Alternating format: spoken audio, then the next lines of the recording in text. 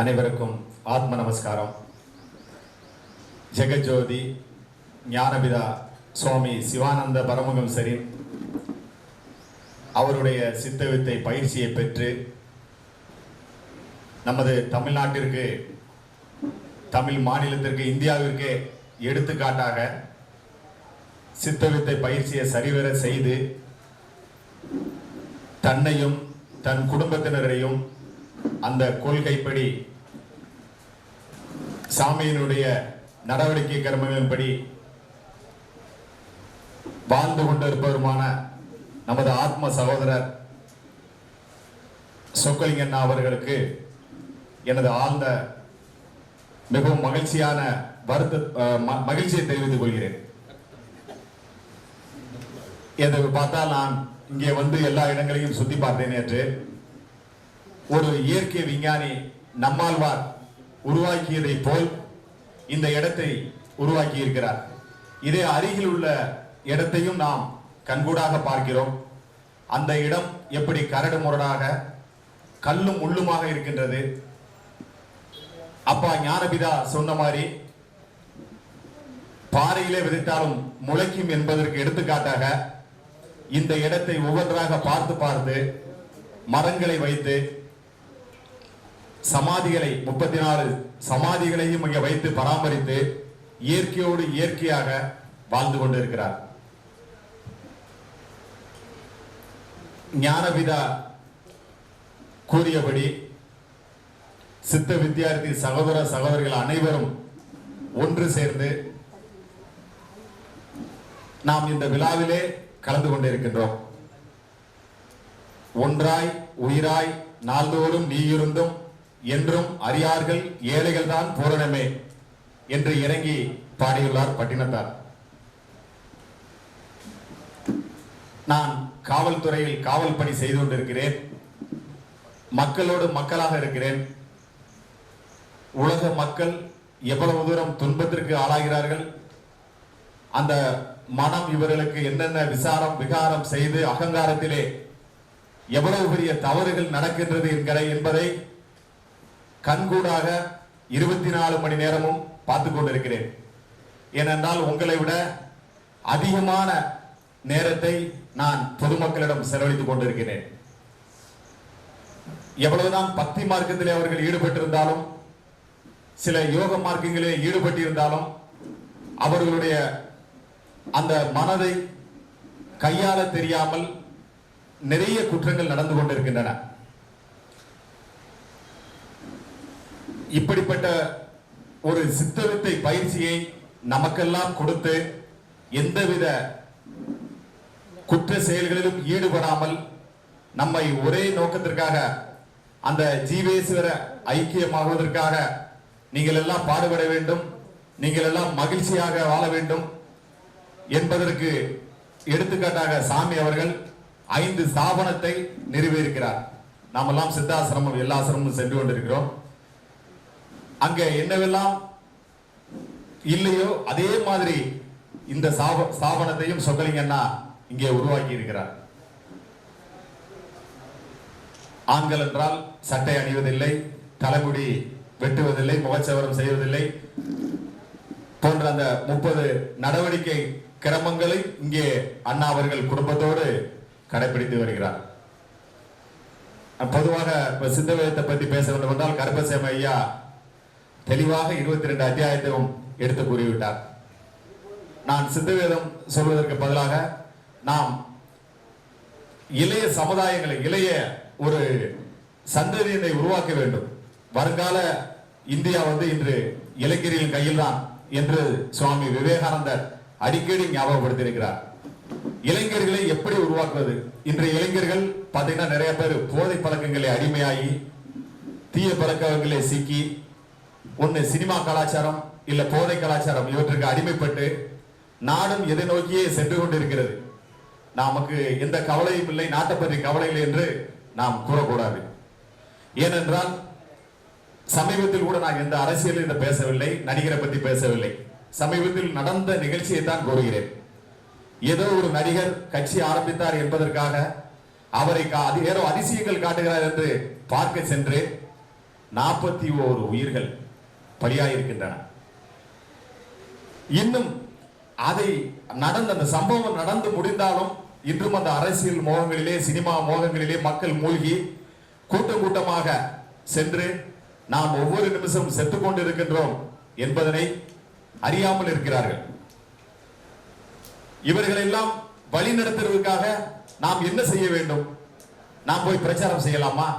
அரசியலுக்கு போகாதீங்க பிரச்சாரம் செய்யலாமா? எதுவுமே வேண்டாம். சாமி சிவானந்தபுரம் நம்ம அப்பா என்ன சொல்லியிருக்கிறார்?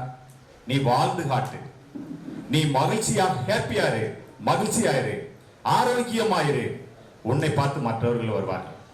அப்ப கேட்கும் பொழுது நமது வித்தையை காமிச்சு கொடு.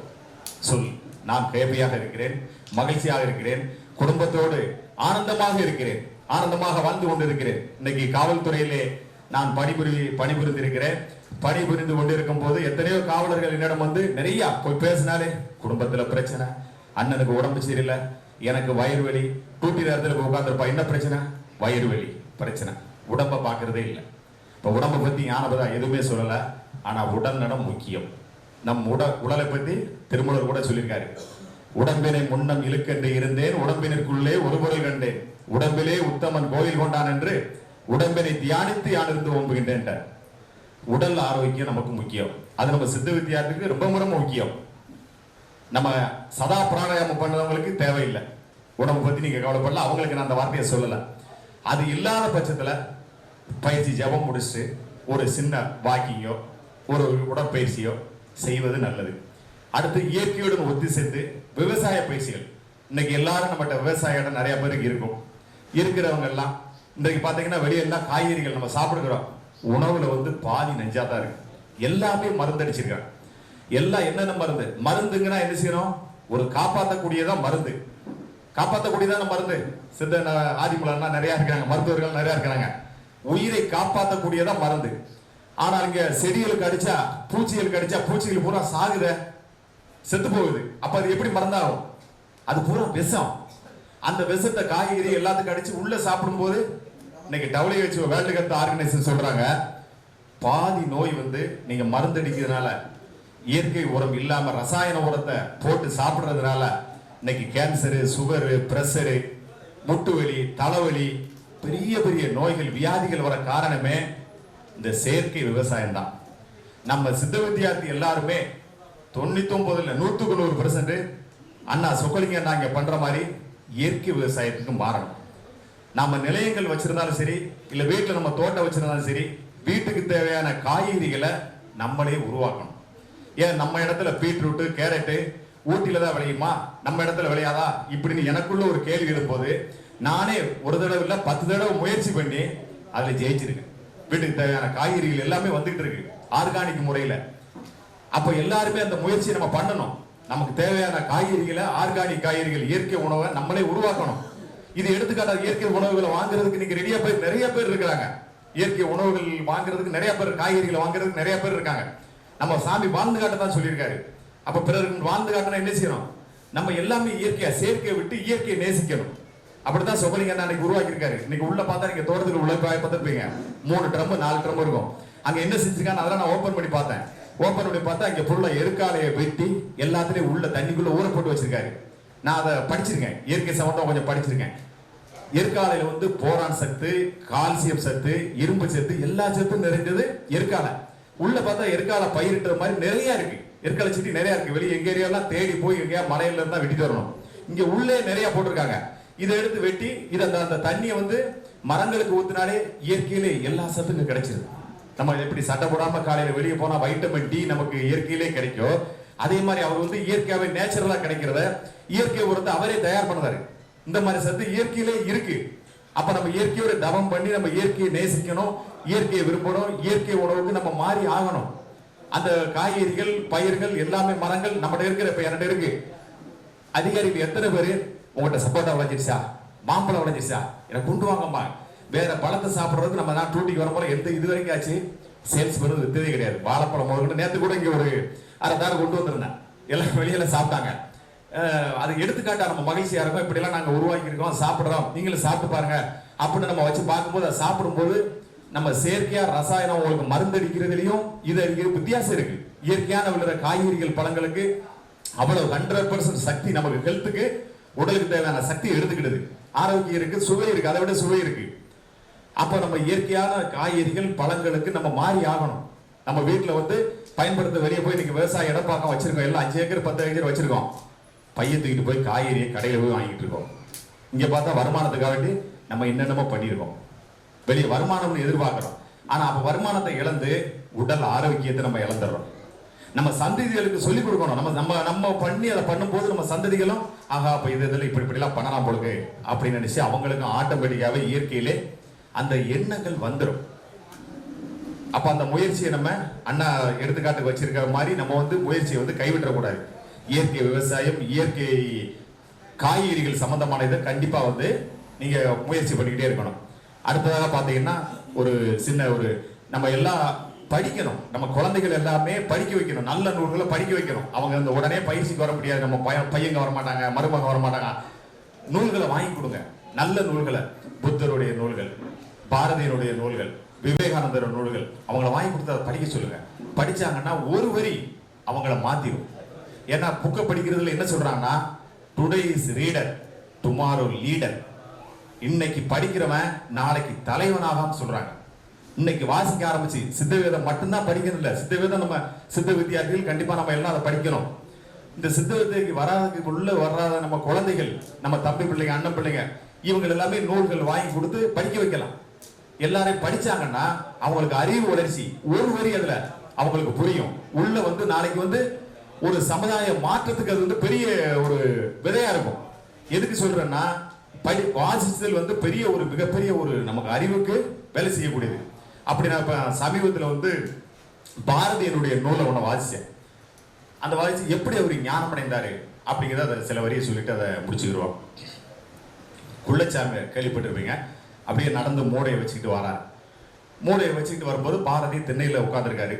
திண்ணையில உட்கார்ந்து யோசனை பண்ணும்போது அவருக்கு அந்த ஞான தேடுதல் இருக்கு, இறைவனை எப்படி அடையணும். இப்ப நம்மளும் அந்த பாரதிக்கு முன்னாடி ஒரு விஷயத்தை சொல்லிடுறேன். பக்தி மார்க்கத்தில் நான் தீவிரமா இருக்கும்போது சிவ வழிபாடு வச்சு நடத்திக்கிட்டு இருந்தேன்.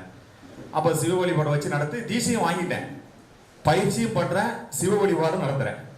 எனக்கு ஒண்ணுமே புரியல. இறைவன் எல்லா இடத்துலயும் இருக்காங்க, ஆனா சிவலிங்கத்தை வச்சு கும்பிட்டுக்கிட்டு இருக்கோம் அப்படின்னு எனக்கு யோசனையா இருக்கு. சித்த வைத்து படிக்கிற ஒன்றும் புரியல. அப்ப சுகலிங்க அண்ணாவுக்கு நான் போன் பண்றேன். சுகலிங்க அண்ணா தொடர்பு கிடைச்சது ஒரு 5-6 வருஷத்துக்கு முன்னாடியே தொடர்பு கிடைச்சு. அப்ப அண்ணாட்ட வந்து பேசுறேன். அண்ணா அப்படி சிவ வழிபாடு பண்ணிக்கிட்டு இருக்கான், சில பேர் சாமி கும்பிடலாம் வர்றாங்க, அந்த சிவலிங்கம் ஒரு 2-3 லட்ச ரூபா செலவு பண்ணி கட்டியிருக்கோம், சிவலிங்கத்தை கேட்கறாங்க, எப்படின்னா செய்யலாம். ஒரே வார்த்தை தைரியமா சொன்னார், அண்ணா எடுத்து கொடுத்துருங்கண்ணா, நீங்க அப்பதான் நிம்மதியா ஜெபம் பண்ண முடியும் அப்படின்னு அந்த ஆணித்தரமா ஒரு வார்த்தையை சொன்னார். எப்படின்னா கொடுக்கறதுன்னு அப்படி விளக்கம் கேட்டேன். அவர் ஒரு சித்தர் பாடல், அருமையான பாடலை எனக்கு 1.5 மணி நேரம் விளக்கம் பற்றி பேசினாரு.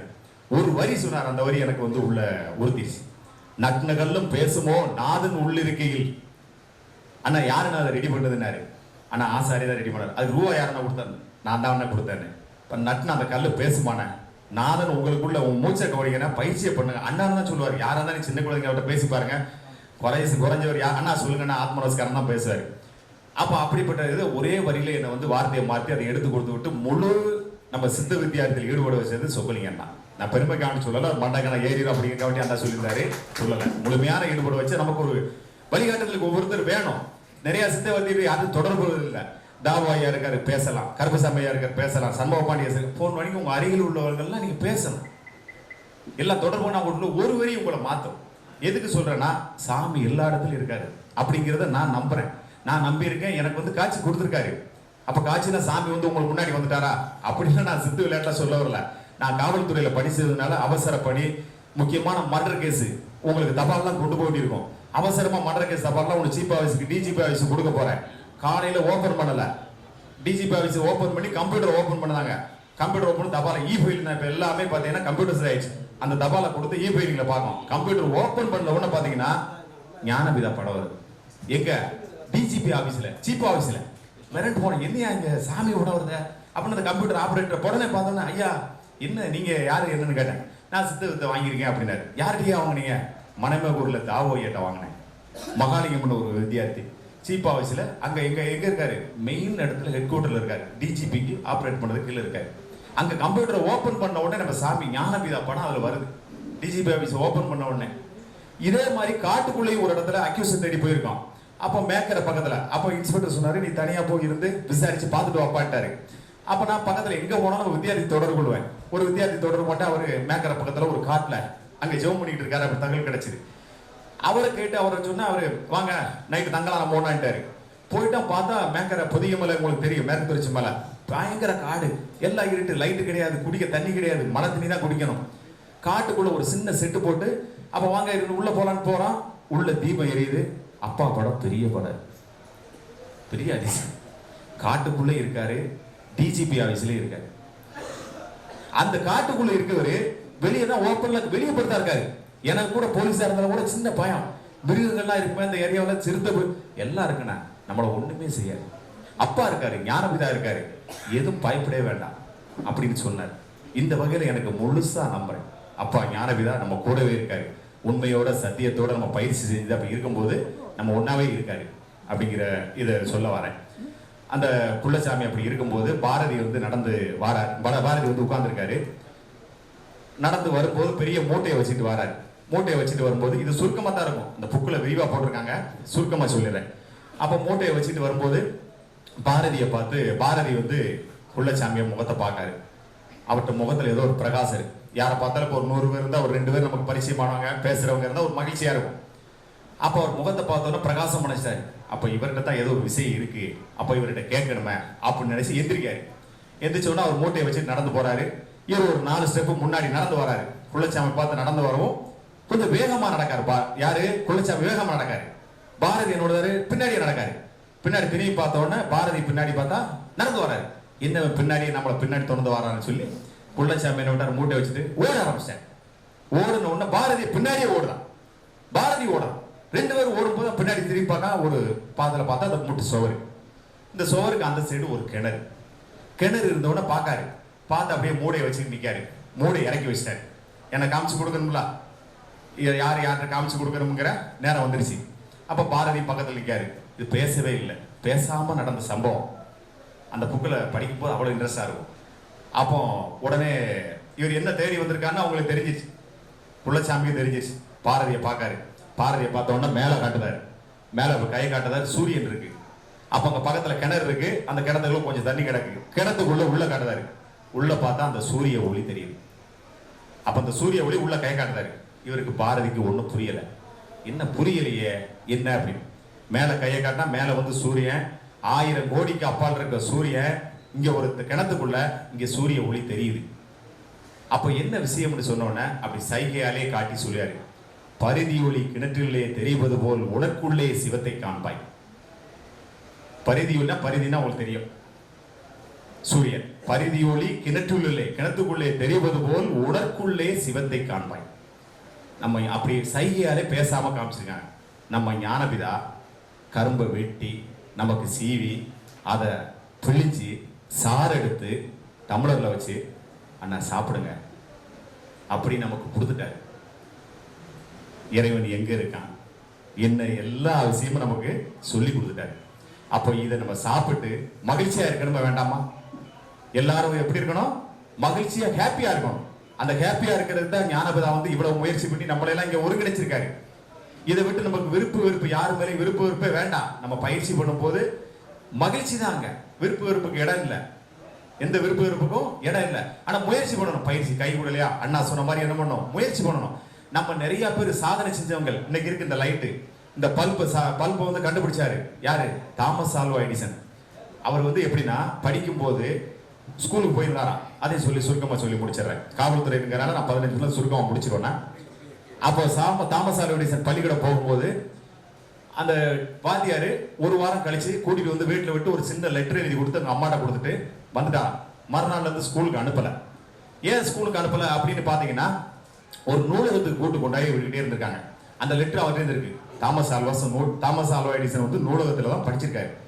படிச்சு பின்னாடி 1200 முறை கண்டுபிடிச்சு 1201 முறை தான் சக்சஸ் பண்ணியிருக்காரு இந்த பல்பை கண்டுபிடிக்கிறதுல.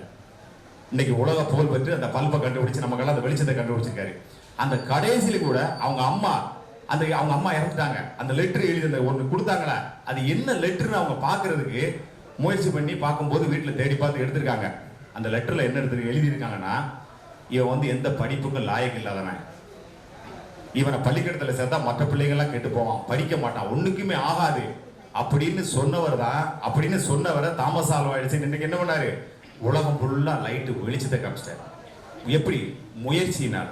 அப்ப யாரும் நம்ம யாரும் இதை விடக்கூடாது, முயற்சியை கைவிடக்கூடாது. முயலும் வெல்லும், ஆமையும் வெல்லும். முயலாமை ஒருபோதும் வெல்லாது. எதுக்கு நம்ம முயற்சி வேணும், சித்தவத்தை பயிற்சிக்கு முயற்சி வேணும், பிறருக்கு எடுத்துக்காட்டா நம்ம வாழ்ந்து காட்டணும், ஆரோக்கியமா இருக்கணும், மகிழ்ச்சியா இருக்கணும், நம்ம குடும்பத்தோட எப்பவும் ஹாப்பியா இருக்கணும். இதுதான் முக்கியம். குடும்ப ஆரோக்கியம் ஐயா சொல்லிட்டாங்க, குடும்ப ஆரோக்கியம் ரொம்ப முக்கியம். அதனால நம்ம சித்தவத்தை பற்றிய நல்ல சிறப்பா செய்து பிறருக்கு எடுத்துக்காட்டா வாழ்ந்து இளைஞர்களை, நமது குடும்பம் நமது உறவினர் யாரா இருந்தாலும் சரி, இளைஞர்களை ஃபுல்லா நம்ம பயிற்சிக்கு கொண்டு வரணும். வாழ்ந்து காட்டி அவங்களெல்லாம் பயிற்சி கொண்டு வந்து இந்த தேசத்தை, இந்த பாரத தேசத்தை நல்ல இளைஞர்கள் வழிகாட்டணும், வழி நடத்தணும். அதுக்கு வந்து நமக்கு வந்து என்ன செய்யணும், அவங்க கையில ஒப்படைக்கிறது, நாட்டை ஒப்படைக்க எப்படி இருக்கணும், இளைஞர் நல்ல இளைஞர்களாக ஒப்படைக்கிறதுக்கு தேச தலைவர்களை உருவாக்கணும். நம்ம எலெக்ஷன் வருது, அதனால அதையும் சொல்லி ஒரு வார்த்தையை முடிச்சிடறேன். எலெக்ஷனுக்கு வந்து நம்ம வித்தியார்த்திகளை என்ன செய்யணும், நேர்மையா இருக்கணும். சத்திய பிரமாணம் வாங்கியிருக்கோம், ₹1 கூட யார்ட்டையும் வாங்கக்கூடாது. ஓட்டுக்கு பணம்ங்கிற பேச்சுக்கே இடம் இருக்கக்கூடாது. இலவசம்ங்கிற பேச்சுக்கே நமக்கு வேண்டாம். நேர்மையான முறையில் அப்பா ஞானபிதா சொன்ன மாதிரி விருப்பப்பட்டதுக்கு நீங்க ஓட்டை போடுங்க, ரூபா வாங்க வேண்டாம். எந்த சில பேர்லாம் சொல்லுவாங்க, வாங்கிக்கோங்க ஏன் கொடுத்தா, எதுவும் தேவையில்லை, அப்படி இதை தேவையில்லை. அப்படி இலவசம் கொடுக்க ரூபா கொடுக்காமனா நம்மளை வந்து மிளகா அரைக்க போறான்னு அர்த்தம். வேண்டாம், அதுல எல்லாம் நம்ம வாங்க மாட்டோம், நம்ம வித்தியார்த்தியை வாங்க மாட்டோம். நேர்மையான முறையில் வாக்களிப்போம், எல்லாரும் வாக்களிப்போம். அனைவரும் 100% நம்ம வாக்களிக்கணும். அது பொது கிடைப்பா நம்ம வித்தியார்த்தி நம்ம ஒதுங்கிட்டோம், வேண்டாம். நாட்டோட தான் நம்ம இருக்கணும், மக்களோட இருக்கணும். அப்பா வாழ்ந்து காட்ட சொல்லியிருக்காரு. அப்படி இருந்துதான் நம்ம வந்து என்ன செய்யணும், அதுதான் ஞானம். ஞானம்ங்கிறது இப்ப மேடையில் உட்கார்ந்துருக்காங்கல்ல, இப்ப தாவோ ஐயா, கருப்பசாமி ஐயா, பாண்டியராஜன், இவங்கெல்லாம் என்ன ஞானம்ங்கிறது என்ன, தனக்கு தெரிஞ்ச கருத்தை பிறருக்கு சொல்றது, அதுதான் ஞானம். நான் ஞானம் அடைச்சிட்டேன் சாமி மாதிரி, நான் ஒதுங்கி மலையில உட்காந்துட்டேன். இப்ப எனக்கு நான் வேலை பார்த்துட்டு இருக்கேன், 70-80,000 சம்பளம் வருது, நான் பாட்டில் பயிற்சியை வாங்கிட்டேன். பயிற்சியை வாங்கிட்டு உள்ள நான் பாட்டில் இருந்து ஜபத்தை படிக்கிட்டு நான் போய்கிட்டு இருக்கணும்னா போய்கிட்டு இருக்கலாம், ஏசி ரூம்ல இருந்துட்டு போகலாம். அது எல்லாம் நோக்கம். சித்த வித்தை நம்ம பயிற்சியை, மகிழ்ச்சியை, நம்ம ஆனந்தத்தை, இப்போ உங்களை எல்லாம் பார்க்கல எவ்வளவு மகிழ்ச்சி, அதை கலந்துக்கணும். அண்ணா இவ்வளவு ஏற்பாடு பண்ணி சுகலிங்க அண்ணா வந்து இதை வந்து நிர்வகிச்சு பண்ணியிருக்காரு. அப்ப ஒன்னா இருந்து நம்ம நடத்தி கொடுக்கணும், அதுக்கு நம்ம உறுதுணையா இருக்கணும். எங்கெங்க விழாக்கள் நடக்கும், எங்கெங்க சத்சங்க நடக்கும், எங்கெங்க ஜெபம் நடக்கும், எல்லாத்துலயும் கலந்துக்கோங்க. வித்தியார்த்திகளை விட்டே கொடுக்க கூடாது. வித்தியார்த்திகளை நம்ம சகோதரன், ஏகோதர சகோதரமா இருக்கணும் அப்படின்னு சொல்லி எல்லாரும் மகிழ்ச்சியா இருக்கணும்னு சொல்லி ஆனந்தமா அப்பா ஞானபிதா ஜெகத்சோதி என்ன ஞான சூரியன், அவருக்கு மிஞ்சின வார்த்தைகளே இல்லை. அப்படி அதுக்கு மேல பேசும்போது கண்ணீர் வரும். அப்பா வந்து அந்த அளவுக்கு நம்ம எல்லாம் வழி நடத்துறாரு. அவருடைய பிள்ளைகள் நாம எல்லோரும் ஆரோக்கியமா இயற்கை உணவு உண்டு, இயற்கையோடு ஒத்தி சேர்ந்து வாழ்ந்து எல்லோரும் மகிழ்ச்சியாக இருப்போம் என்று விடைபெறுகிறேன். ஆத்ம நமஸ்காரம்.